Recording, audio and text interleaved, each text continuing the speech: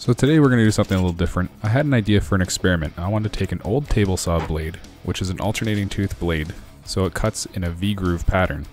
I wanted to try a flat tooth blade for my table saw lathe because I figured it would leave a much nicer cut on the end product. So here I'm setting up my Dremel with a little standard sharpening bit on the end and rotating it against the blade.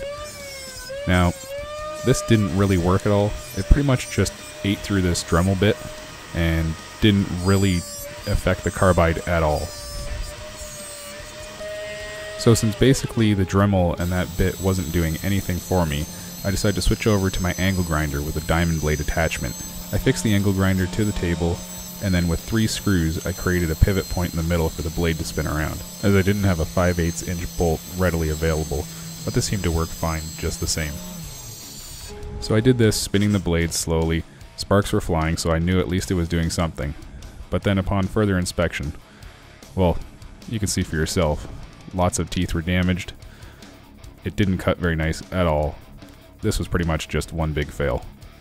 So although I didn't get the results I wanted, this wasn't a total loss, as the blade was already garbage anyways, and we all know you can't fuck up something when it's already broken anyways.